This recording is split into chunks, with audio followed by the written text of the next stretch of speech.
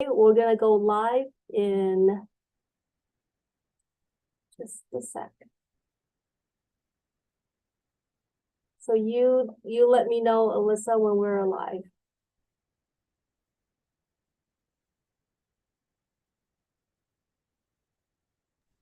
All right, we are live.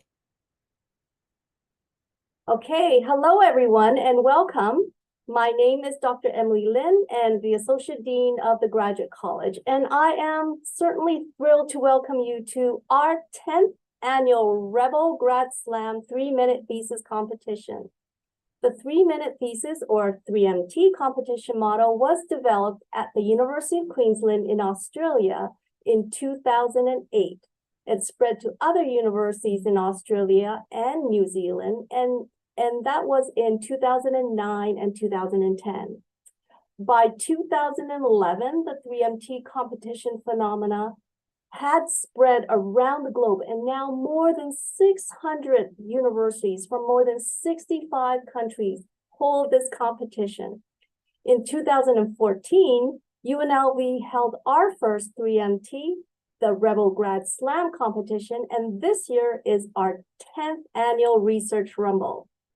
The 3MT is a fantastic opportunity for students to learn how to convey who they are, why they study it, how they study it, and what they found or expect to find, and why it matters to an audience of folks who are mostly outside of their field. It's an opportunity to build public speaking and communication skills and to polish one's elevator speech describing what they study as graduate students. It's worth noting that our slammers come from all over campus and from a wide range of disciplines. Some are first-year students, some are in their final year, while some slammers are master's students, others are more advanced doctoral candidates. It's actually a very diverse pool of over 90 graduate students competing this week.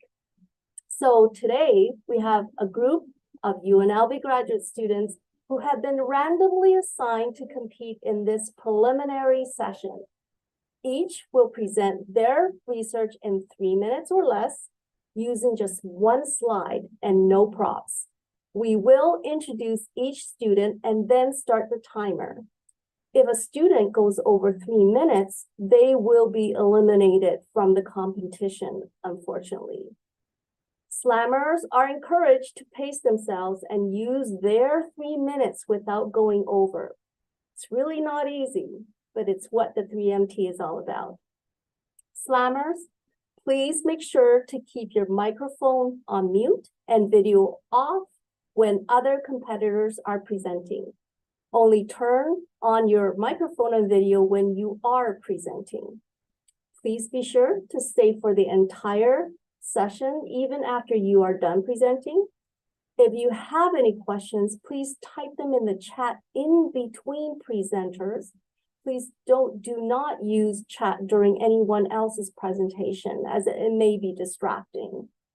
You may stand or you may sit while presenting, and you only have 2 minutes and 59 seconds and only one chance to compete. After I introduce you, our Zoom host will advance to your presentation slide, and you may then begin your presentation. Once you begin speaking, we will start the timer, and you will not be able to restart your presentation unless something, beyond your control occurs. You will be able to see the Zoom timer that's going to appear on your screen on the upper right-hand side. So please do not stop unless I stop you. Don't worry, though, if you lose Wi-Fi or are disconnected. Please just join back in. We'll wait a minute for you and then go on to the next presenter. If that happens, you can redo your presentation at the end. And please remember that you may not read your presentation or use any notes on your screen or in front of you. Now let's turn our attention to the scoring for this Research Rumble. The judges will be assessing the competitors based on metrics which total 24 possible points in 4 major areas. They include comprehension, content, engagement, and communication. Each judge will independently score each competitor. Judges will not penalize competitors for unanticipated disruptions that are beyond the slammer's control. At the end of the presentations, we will tally the judges' combined score for each grad slammer and then announce the winners right here live this evening. The top 3 in this session will advance to the semifinals. I'd like to note that this round of the competition is happening live in Zoom and will be simultaneously aired live on the Graduate College YouTube channel. And to give you a sense of this year's competition, over 90 students are competing in the preliminary rounds, and around 36 of them will move on to the semifinals, and only about 9 will advance to the finals, which will be held at 4 p.m. this Friday, December the 1st in the Greenspun Auditorium. So, without further ado, let me introduce the judges in this preliminary round, and then we'll get on with our 3 MT competition rumble. Okay, so we have a set of very distinguished judges in today's session. Judges, when I introduce you, would you please just turn on your camera and just give a quick wave to the audience? Okay, so this evening we have Assistant Professor Prashun Guha, who is in the Department of Life Sciences in the College of Sciences. And then we have another judge, who is the Assistant Professor in Residence, Nicholas Barron, who is in the Department of Anthropology in the College of Liberal Arts.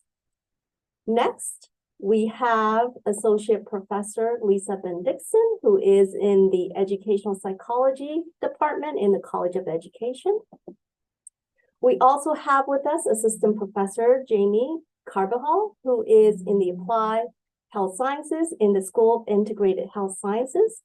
Welcome. And then we have Professor Mei Yang, who is from the Department of Electrical and Computer Engineering from the College of Engineering. We also have with us Associate Professor Zhang Goodman, who is in research and part of the University Libraries Office. And finally, our other judge is Associate Professor Bhushan Singh from School of Life Sciences from the College of Sciences.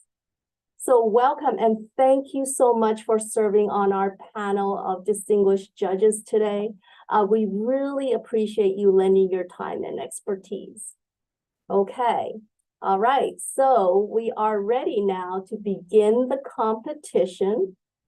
And we will begin with our first presenter, who is David King. And David is in the Doctor of Philosophy Chemistry program. And so I'll count you down, David. When you are ready, in 3, 2, 1, you may begin. Hey everyone, so today I'll be talking to you about flame retardant materials, and you might be wondering, why is there a beautiful Model Y Tesla on the screen? And so this is important because Teslas, they have these lithium batteries that are highly flammable, and let's say a collision occurs and this battery explodes or catches on fire. It's a huge safety risk, and there are plenty of flame retardant materials out there in the market that can mitigate this risk very safely and very effectively. However, most of these are small molecule flame retardants, and they're very deleterious to human health and the environment. So our goal is to basically design these polymeric flame retardant materials that are much safer for the environment. And basically, because they're polymeric, they're much more stable than their small molecule counterparts. And we want to dissolve these polymeric flame retardant materials in basically like a solvent and spray them on the surface of these electric vehicle batteries. And an additional advantage to these polymers is that they're actually fluorescent. So when you do apply them, they can fluoresce under black light. So you can check how much of this layer that you're actually applying to the electric vehicle battery. And this is a really great switch to the traditionally used flame retardant materials, as They're just horrible for the human health. As shown in the slide, PBDE 153 is shown to be a known endocrine disruptor, and it's very similar to the structure of thyroxine. And not only that, since they're halogenated, they're chlorinated and brominated. When they do catch on fire and they combust, they turn into really harmful acids. So let's say there's a person that's in this vehicle and these harmful flame retardants are being used. It can cause asphyxiation. So we want to switch to these more environmentally friendly polymeric flame retardants that are easier to use and are also more environmentally friendly and safer for human health. So it can basically address that growing market of electric vehicles, and not only electric vehicle batteries, but also other consumer products as well. Thank you. Thank you so much, David. And so at this time, we will allow a minute for the judges to do the scoring.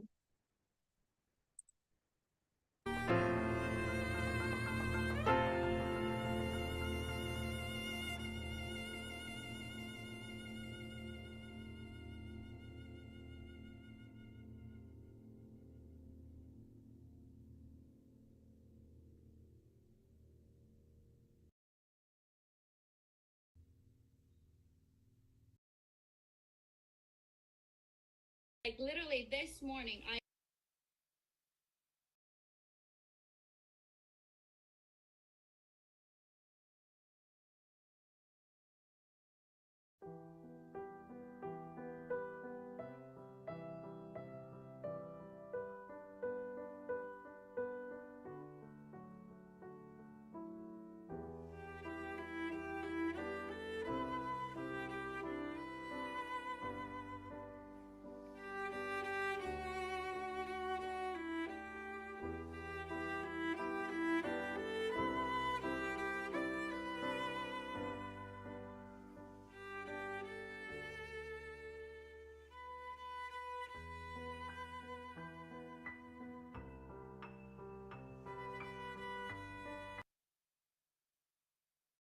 Okay, thank you. And I think we're ready for our next presenter, who is Akeem Golubev. And Akeem is in the English Doctor of Philosophy degree program. And you may begin, Akeem, in 3, 2, 1. Hi, everyone. In the beginning of the 20th century, physics saw a really bleak future, deeming everything to be discovered, potentially already discovered. The only, and not the only, but one of the largest problems that was left was this disagreement between Newtonian mechanics and Maxwellian electrodynamics, a very young field of science. And in simplest terms, the disagreement concerned the idea of speed of light not making too much sense when physicists and scientists try to apply Newtonian laws. A source of light attached to a moving train, for example, as you can see on the picture, made little sense in electrodynamics and its formulas, and sometimes would even disappear when applied as a part of the train. No one could question the foundation, the Newtonian mechanics, until Einstein suggested something unthinkable. What if Newton was wrong? He wanted to deconstruct what was known. And despite protests from the scientific community, he ended up developing all aspects of his relativity theory, the famous energy equals mc square, and he revised physics, offered new paths and new discoveries that led to so many potential applications that we are aware of today, including like nuclear power and the possibility of space travel. My Newton in my English department is someone like Francis Bacon, who saw knowledge forming outside of human mind and body. And my Maxwell is someone like Rene Descartes, who was so famous for his "I think, therefore I am," and suggested dualistic principle of human existence, separating mind and body. In a way, we still cannot reconcile the disagreement between universal unity and human duality, almost ready to give up and conclude that all theories are pretty much discovered and we are done. But except, what if the foundation is wrong? My dissertation does exactly that. It attempts to deconstruct what it means to be human and formulate its own theory with its own possible formula applied in humanities. By the time I finish, I'd be able to offer a new vital post-human theory that aims to reconcile the theoretical disagreement of the past by forming principles that can potentially be utilized everywhere, including physics. In simple terms, if you think that light is a particle and a wave at the same time, humans are actually very complex too, and can be paradoxically separate and united unities at the same time, with a potential application everywhere, including physics. Thank you. Thank you, Akeem. And at this time, I will invite the judges to do the ratings.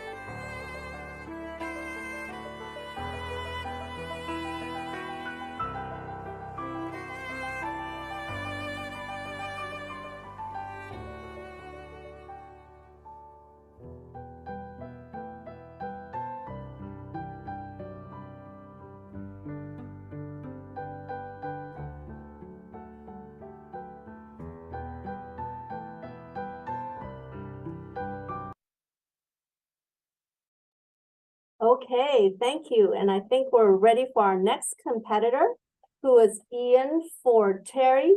And Ian is in the Masters of Arts in Anthropology program. And whenever you're ready, Ian, in 3, 2, 1. All right, so this is presented in the spirit of the flower and song method of poetic expression used by some of the traditional peoples of my study region. Agaves have adapted to North America's most arid lands. Of a spiny and fibrous nature, they dwell among the rocks and sands. Their shallow roots can anchor down into erosion-ridden slopes, and they spend their days in the solar rays, converting sunlight into growth. Throughout their lives, they spend the ample light and the sparse rains of the region become sugar stored in carbohydrate cores that flower once after many seasons. These special traits make them prime candidates for human innovation, and as the climate warmed in the Holocene, humans employed them for adaptation. Of the hundreds of agave species, only 30 are considered sweet, and even those must be roasted in underground ovens before they are safe to eat. One special group of massive plants produce aguamiel, a sweet sap, and these species span the highlands of central Mexico here on the map. But agaves weren't just eaten or imbibed in fermented brews. Their strong fibers in agave leaves produce great cordage too. Another use employed the roots to slow erosion on the land, and thus in carbohydrates, cordage, and erosion control did agaves lend their hand. Yet little is known about agaves grown from Oaxaca to Arizona, and this is why this research tries to contextualize the data, to weave a tapestry for all to see new patterns in the archaeology, in the artifacts, features, and plant remains spanning millennia of history. So the Ishlanet project was devised, a spatial database to track agaves and their artifacts across a vast time and space.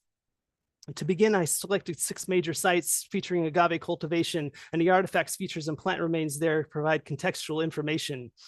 Rock alignments, terraces, and roasting pits evidence agave farms, while stone scrapers, knives, and spindle whorls show agave was spun into yarn. Meanwhile, agave plant remains the residues of its use among the peoples who resided there and threw away their used refuse. Finally, the living presence of relic agave plants whose ancestors were cultivated there in an ancient circumstance. And all these data are from the sites are then gathered into the net to, like Ishle fibers, intertwined to provide a fresh context. To overlay site data upon the species here concerned, some preliminary patterns in our tapestry is thereby discerned.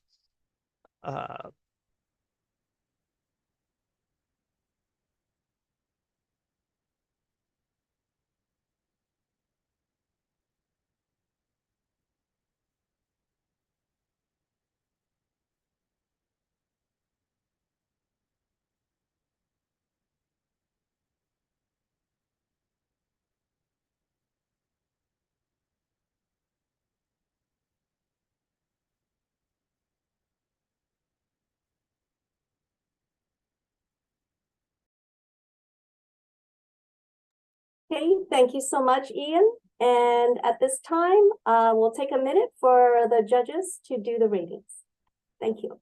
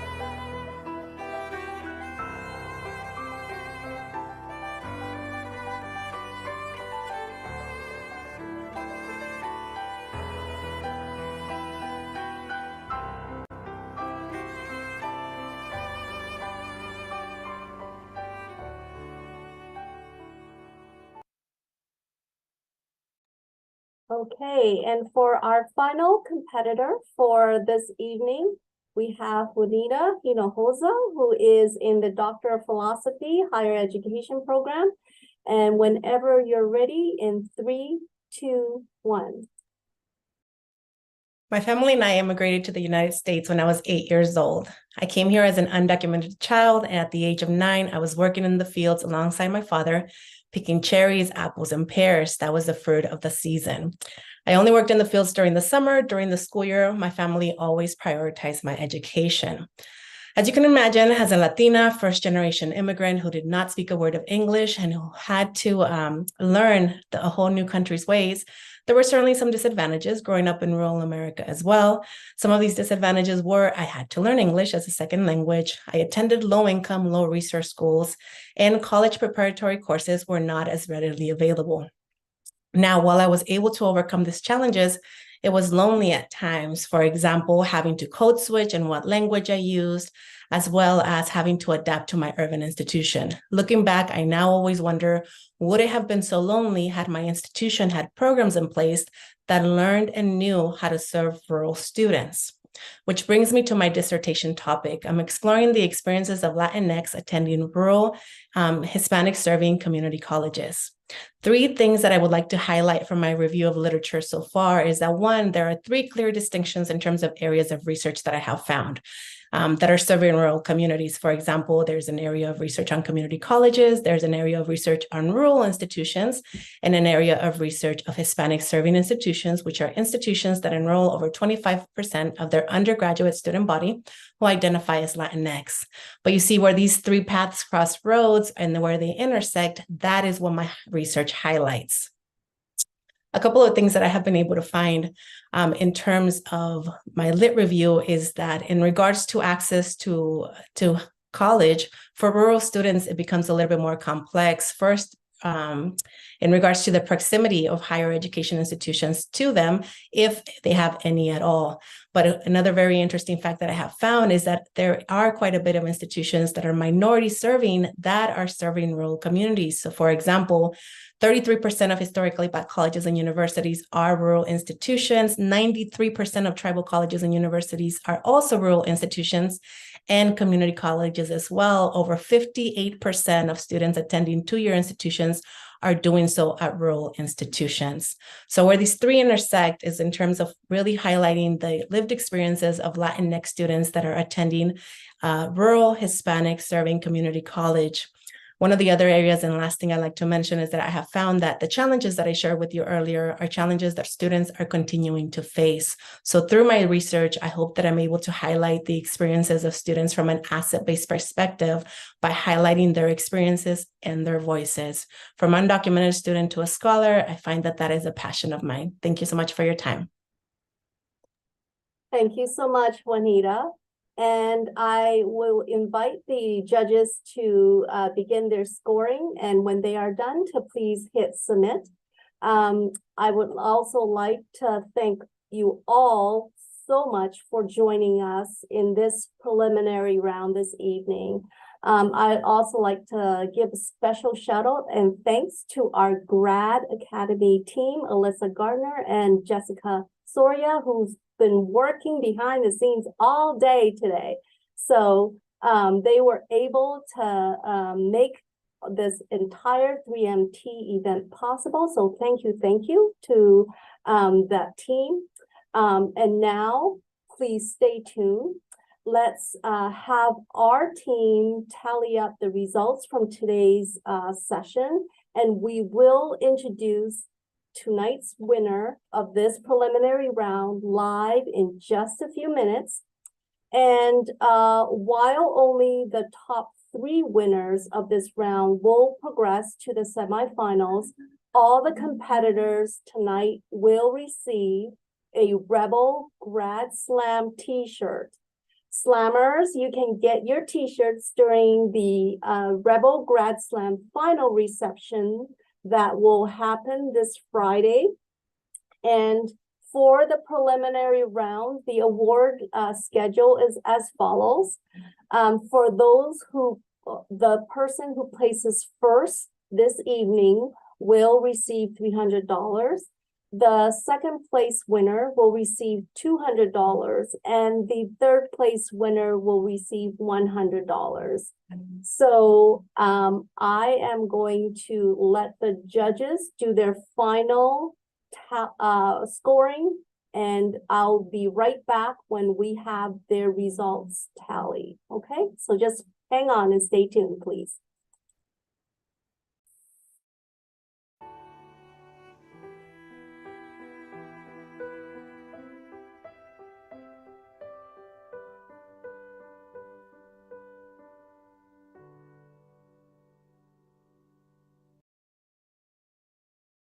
We know the college application.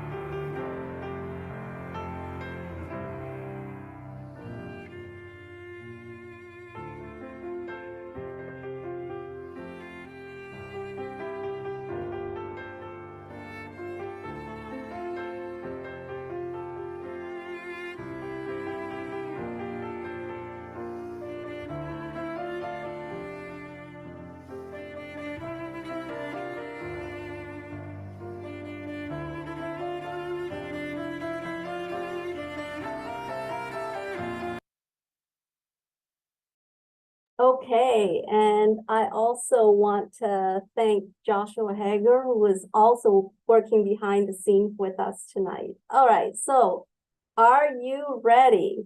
So we probably need some human drum rolls, but here are the winners of this preliminary session who will be moving on to the semifinals.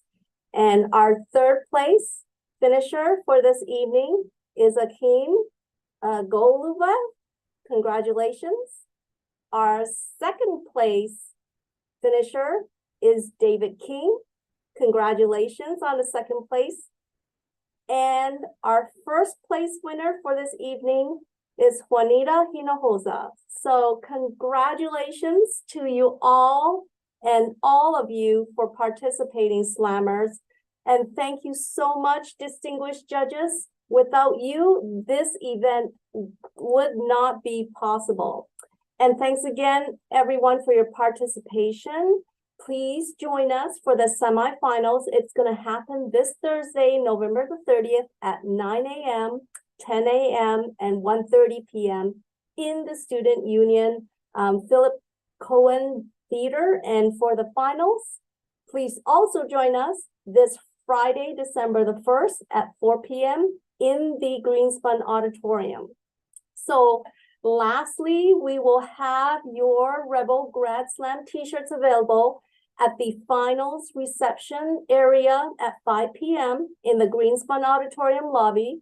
We welcome you to RSVP, and I'm going to actually post the link for you in the chat. Thank you. So if you can RSVP to the reception and the finals round there in the chat, copy and paste if that's not going to work for you. But we would really love to hear from you. And again, thank you so much, Slammers and judges, for joining us. We hope you can join us for future sessions. So please go and enjoy the rest of your evening. Stay safe. Thanks, everyone. Take care.